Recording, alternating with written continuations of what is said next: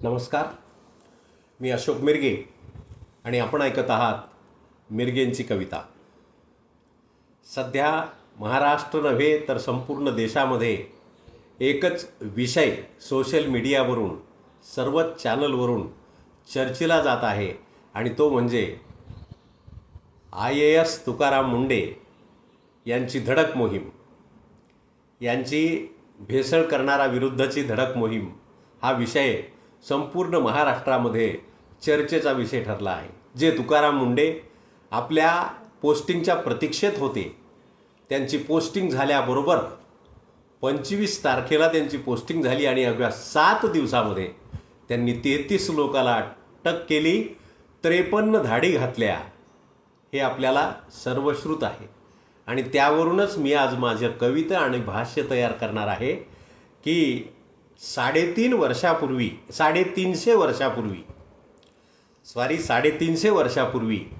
अशाच एका महान संत तुकारामांनी व्यवस्थेच्या विरोधात एकाकी झुंज देऊन आपली कीर्ती अजरामर केली होती.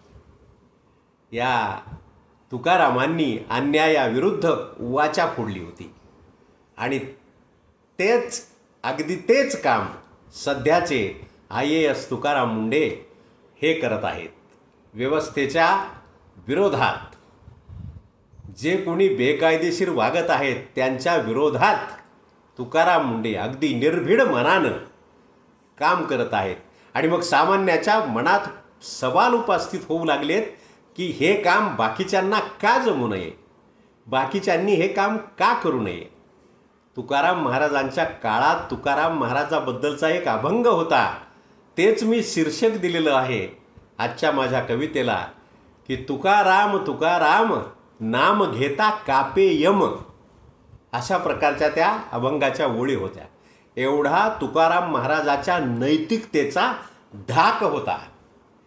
आणि म्हणून तुमचं जर समाज मनावर नैतिक वजन असेल तर तुमचं कोणीही वाकडं करू शकत नाही. हा अनुभव मी स्वतः घेतलेला आहे की तुमचं नैतिक वजन पाहिजे, तुमचं व्यक्तिमत्व असं पाहिजे, तुमचं व्यक्तिमत्व असं सर्वमान्य पाहिजे की बेकायदेशीर जमत नाही या ठिकाणी, हे सर्वांना सर्वश्रुत झालं पाहिजे. आणि तेच तर तुकाराम मुंडे साहेब करत आहेत. दुसरं वेगळं काय करत आहेत ते काहीच नाही. आणि मग तसंच जर सर्वांनी अनुकरण केलं तर व्यवस्था सुधारायला किती वेळ लागणार आहे. काय करायचं आहे वेगळं काय करायचं आहे का? स्वतःचं कर्तव्य इमाने इतबारे करायचं आहे, एवढंच करायचं आहे. त्याच्यासाठी काय करावं लागेल? त्याच्यासाठी आपल्याला पगारात भागवावं लागेल. त्याच्यासाठी आपल्याला वरच्या पैशाची अपेक्षा करता येणार नाही. आणि असं जर सर्वजण वागले तर निश्चितच संपूर्ण कारभार सुधारायला वेळ लागणार नाही, निश्चितच लागणार नाही. आणि तुम्हाला जे असं म्हटलं जातं ना सध्या की त्यांच्यावर दबाव आला, दबावात काम करावं लागलं. दबाव कसला दबाव? दबाव काहीच करू शकत नाही तुम्हाला. तुम्ही जर एक पथ्य पाळली तर, वरच्या पैशाची हाव केली नाही, नवे अभिलाषा केली नाही तर तुम्हाला नक्कीच कोणाच्या दबावाला बळी पडावं लागणार नाही आणि सगळ्यांचा हिरमोड झाल्याशिवाय राहणार नाही. आणि म्हणूनच सगळ्यांनीच तुकाराम बनण्याची वेळ आलेली आहे. त्याच्याशिवाय समाजाची घडी व्यवस्थित बसणार नाही, त्याच्याशिवाय प्रशासकीय यंत्रणा सुधारणार नाही. हा अनुभव आपल्याला या महिन्यामध्ये तुकाराम मुंडेंची पोस्टिंग झाल्यापासून नक्कीच आला आहे, सर्वांना आला आहे. आणि सगळ्यांचे धाबेदान आणले आहेत. त्यांच्या खात्याशी जे संबंधित लोक आहेत त्यांना सळो की पोळो एकट्या माणसानं सोडले. मग असे किती ऑफिसर IAS असतील देशामध्ये आणि सगळेच काही भ्रष्ट आहेत असंही नाही. परंतु जे कोणी आहेत त्यांनी तुकाराम मुंडेसारखं वागायला काय हरकत आहे? त्यांनी आपापली चमक, आपल्या कार्याचं कौशल्य, आपला धाक, आपला दरारा, आपला वचक त्या यंत्रणेवर बसवायला काय हरकत आहे? याच्यासाठीच मी आज हे काव्य आपणासमोर ठेवणार आहे की ज्याच्यामध्ये तुकाराम तुकाराम चोर कापे घेता नाम. एवढाच बदल मी केला आहे. तुकाराम तुकाराम चोर कापे घेता नाम. म्हणजे जे कोणी बेकायदेशीर वागतंय, जे कोणी भेसळ करतंय, जे कोणी निष्पाप निरापराध लोकांचे बळी घेतंय, आपल्या केवळ स्वार्थामुळं भेसळ करून त्यांच्या विरोधात मोहीम उघडणाऱ्या तुकारामांचं नाव घेत असताना त्यांना थरकाप उडतोय, अशा प्रकारचं माझं काव्य ऐकूया आपण. अन्नात दुधात खव्यात दारूत औषधात सुद्धा भेसळ आहे. अन्नात दुधात खव्यात दारूत औषधात सुद्धा भेसळ आहे आणि जास्त पैसे मिळवण्यासाठी असा जीव घेणा खेळ आहे. किती दिवसापासून ही भेसळ सगळ्याच ठिकाणी झाली असेल.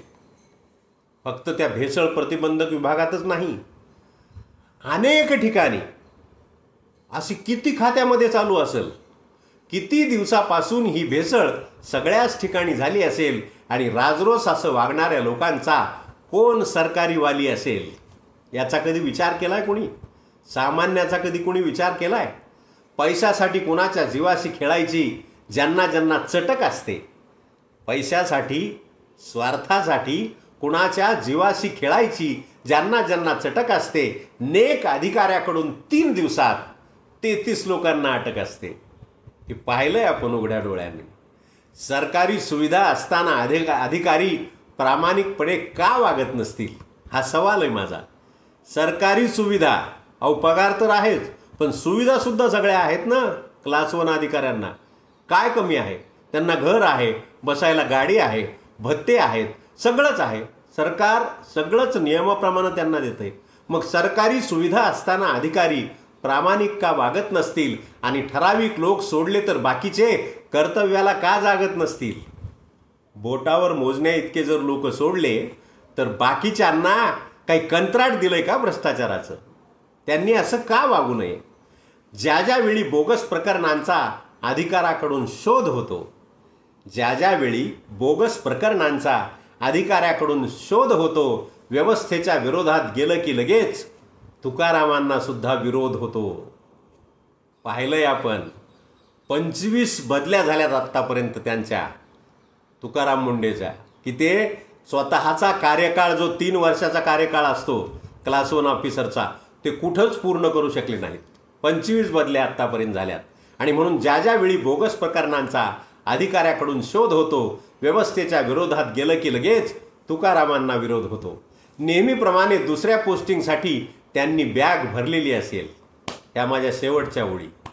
नेहमीप्रमाणे दुसऱ्या पोस्टिंगसाठी त्यांनी बॅग भरलेली असेल आणि कदाचित 2026 मध्येच त्यांची 26वी बदली ठरलेली असेल.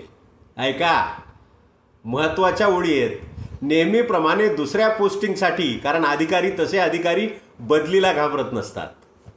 कुठेही टाका, माझा स्वभाव कायम आहे.